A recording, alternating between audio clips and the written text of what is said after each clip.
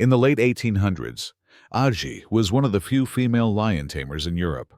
Her calm demeanor inside the cage with three predators made her a living legend of circus history. NASA scientist Ellen Haphazard tested his self-designed Zephyr lunar suit for moonwalk simulations. The suit was so bulky, moving in it felt nearly impossible. Opened in 1958, this club was one of the first to challenge censorship laws in Britain. Performances were labeled as artistic displays to bypass bans on nudity. In 1920s, Shadwell, East London, many poor families survived on simple bread and butter meals. The expressions tell a quiet story of hardship and endurance. This experimental seaplane from the 1930s was a bold attempt at futuristic design. Though flight tests failed, its look later inspired comic book illustrations and sci-fi art. Once the fastest and most luxurious liner of its time, the French ship Normandy capsized in New York Harbor after a fire. Salvage efforts failed, and it was eventually scrapped. Built during the Cold War, the Soviet Typhoon-class submarines remain the largest ever constructed. The tiny size of the two sailors highlights the true scale of this underwater giant. In the 1920s, line workers repaired high-voltage power lines with no safety gear. This man in a tie and dress shoes perfectly sums up the era's approach to workplace safety. Performing at New York's Radio City Music Hall, the Rockettes became famous for their perfect synchronization. All dancers were selected to be nearly identical in height and body proportions. In 1981, British Telecom's Busby mascot posed with model Holly to promote a new garden service. The bizarre pairing became one of the strangest marketing moments of the decade. At a 1937 beauty pageant in Blackpool, contestants wore paper bags so judges could evaluate only their bodies. This odd rule became known as the faceless beauty era. In post-war Liverpool, some children used newspapers instead of blankets to stay warm. This haunting image silently reflects the deep poverty and inequality of the time. In early 1900s, Oxford, river punting was both a romantic outing and an intellectual tradition.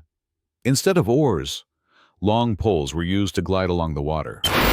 These coal miners in Bihar weren't just digging into earth. They were carving out survival, pride, and legacy. Look closely. Can you see the story written in soot? In this high-stakes sport, the passenger isn't just along for the ride. They are the balance, the anchor, the daredevil. Sidecar racing in 1953 wasn't just speed. It was raw courage wrapped in leather and goggles. American archer Nancy Gray aims at an apple on her friend's head. One shot, one chance, one unshakable bond. Would you let your best friend aim an arrow at your face? In a world shadowed by war, two boys found victory in the waves. That giant cod wasn't just a fish. It was a trophy of childhood, laughter, and grit. Before the world stirred awake, he knelt at the river that sustained empires. Water wasn't just for thirst. It was for life, labor, and legacy. What do you carry back from the places you return to every day? With every step through the Nile's edge, they carried more than water. They bore the thirst of a village, the rhythm of survival. No machines, no shortcuts, just men, beasts, and a belief in a world of taps and tanks. What have we forgotten about the true weight of water? Her eyes speak louder than her age. She stands not just as a child, but as a symbol of early responsibility, of rural grit and silent strength. How old were you when the world first asked you to grow up? Not just wine, but legacy in the making. Beneath layers of stone and silence, bottles sleep patiently, each holding the taste of a season, of family, a forgotten joy. When did we last pause long enough to let something truly mature? A fragile balloon, a yard full of thinkers, and a sky waiting to be challenged. This was more than science. It was defiance against gravity. When was the last time you let your curiosity lift you off the ground?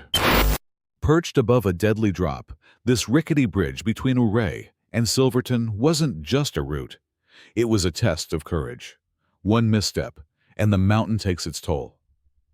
Would you dare cross it knowing one wrong move ends it all. A lone warrior atop his horse stands guard as tribal elders gather near their painted tipi. The wind whispers across the plains, carrying tales of pride, sorrow, and an approaching storm. What stories do you think were shared in that circle? Hope, resistance, or the end of an era?